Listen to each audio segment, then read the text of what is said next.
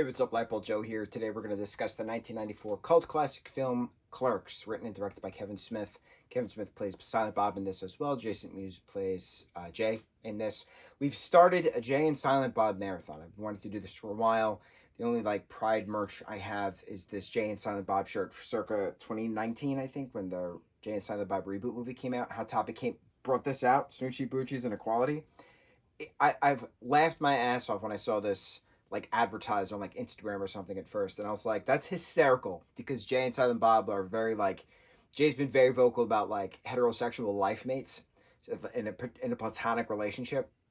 Hysterical that then this particular thing featuring Bluntman and Chronic, their respective comic counterparts, respectively. It's such a funny design, and I was like, oh my god, this is hysterical. So they released it June of that year, and I got it, and I've had it ever since. And then I've recently got a lot of San Jose Sharks merch, and Jay is wearing a San Jose Shark hat in this film. I don't have the specific 90s hat that he has, but I'm wearing my specific San Jose Shark baseball cap, or cap, if you will, because it's not technically a baseball cap if they're playing hockey. So we're going to keep up with our San Jose Sharks merch hat and our Jay and Silent Bob Snoochie Boochies and Equality shirt as we go on with our pseudo View Askew marathon. Now, View Askew is the production company that Kevin Smith had created. Miramax, when it was a functioning production company, then purchased this film to release it wide release. So this is an independent film, but then distributed wide release. So I wanted to do a Jay and Silent Bob marathon for quite some time. Now, Jay and Silent Bob are not in every View Askew universe film, but I wanted to do their own version. And technically, we've already discussed Scream 3 because they are in Scream 3 for reasons unknown, aside from the fact that Miramax produced Scream 3 back in the day and also did all of Kevin Smith's films back in the day. So we're going to continue on. We're going to watch our marathon. We're going to watch our Jay and Silent Bob do their crazy things and laugh and have a good old time. Now, this film came out in 93, and history of the San Jose Sharks, they debuted within the NHL as a legitimate team in 91. So this had been filmed in 93. 2 years, 2 seasons worth of them actually playing for them, Jay to then have a hat, a San Jose Shark hat. So it's just pretty cool how such a new team in the NHL then got a hat featured in the production. Pretty cool. Came out in 94, hour and a half long. I like this film a lot from the cult classic aspect. I appreciate what it is. It is a cult classic film. I appreciate and love the trope of what anything can happen in a day, because this film only takes place within a day from opening to close of this convenience store. Absolutely love the trope, anything can happen in a day. I personally find the film slow at times. The only time I actually laugh, and I've seen this a few times, the only time I actually laugh is when the coroner is in the convenience store interviewing Dante and Randall of how there's a dead body in the bathroom and stuff. That conversation, when she says, "What kind of convenience store you run here?" I die every time. It's just absolutely hysterical. Now that we are 30 years later, because technically we're in 2024 when I'm doing this review, happy 30th anniversary to the year of when Clerks came out. I don't know the specific date that it came out, but it came out in 94. Happy 30th anniversary, Clerks. They state numerous hard F slurs for gay people in this quite a few times, which doesn't translate well into 30 years later, but it's a representation of the time and the dialogue that was used in that particular stuff.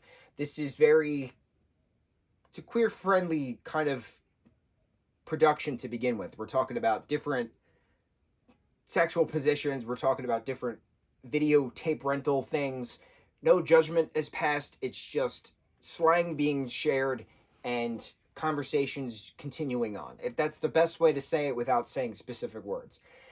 With that being said, the representation of having to deal with idiot customers is so poignant and well represented in this particular project that I, as a retail worker who've worked in quite a few different stores, have seen that on a daily basis. And it's just very entertaining having that proper representation. So I love that true aspect to it. I also love the different things throughout the story where they close the store to play some hockey on the roof for 12 minutes. They close the store to go to a funeral, to then have to go to a wake, to then have it being interrupted when Randall inadvertently knocks the coffin down. Things. There's cigarettes being sold to a 4-year-old inadvertently. There's just things. It's just chaos throughout the day. Why is the guy measuring eggs on the floor? Why is the guy carrying around a cancer-ridden lung in his bag to persuade people not to buy cigarettes? Well, because he works for the gum company. Things. Jay's speech at the end of what's the phrase, and he even butchers it himself. What's the point of having a nice plate if there's nothing on it, or something like that? It brings a lot of conversations to the fact, especially when Randall, who is technically the manager at the video store next door, and then Dante is the manager at the convenience store, the Quickie Stop, but then like they mingle at each other's stores and stuff. So like they have a fight because of girl stuff, right? Obviously. And so Dante and Randall are having a moment after the fight, after throwing the junk food at each other, and Randall's having like heart-to-heart moments with him, and then Dante's reciprocating and like, finally realizing patterns that he needs to break and things like that. And then the two of them have their apology at the end, and then Randall does a little dance as he's walking out, and then the film ends. But it's a great conversation piece in regards to, if you're finding yourself in a pattern of comfortability, how can you break the pattern? Should you break the pattern? Are you ready to break the pattern? Things like that. So it brought a lot of good conversation pieces to these particular characters, which then translate into the real world as well. So I do really like this film. I'm not madly, obsessively in love with this film like a lot of people are. I still find it to be very slow at certain times. The beginning and the middle are very slow. I absolutely love the ending of this film. But the dialogue is it feels like a stage production. It feels like a play kind of a thing, like how monologues are being presented. Not very like authentic. But then like as the film progresses, you can tell like the actors are getting better at the job that they're doing. So the fact that it's also Kevin Smith sold his comic book collection to finance this film, to rent the tech to film it, cameras, stuff like that, is still just mind-blowing to me that he literally sold his comic book collection to make this film, and then eventually obviously got to buy it back because he's made a billion movies since then. But it's just really cool watching Kevin and his friends hang out, do their thing, tell an awesome story. Anything can happen in a day. My favorite trope in any form of film. Any form of anything. Literature, film, stage, TV. Doesn't matter. Book. Love it. Anything can happen in a day. My favorite trope. But I love watching real life friends do stuff together. And I love watching then those same actors who work very well together and who are friends in real life do other projects together. That's why I'm very excited to start this Jay and Silent Bob Marathon, because a lot of the actors do the same stuff, play the same characters, just in different films, or because there's 3 Clerks films, but then the actors pop up in other Kevin Smith films. So like Mallrats, I think, is after that, and then we're doing Drawing Flies or something like that after that, and Dogma, I think, is after that. So we're going through some stuff. We're covering 30 years worth of Kevin Smith film, and just in regards to Jay and Silent Bob, not every Kevin Smith film, just Jay and Silent Bob films for now.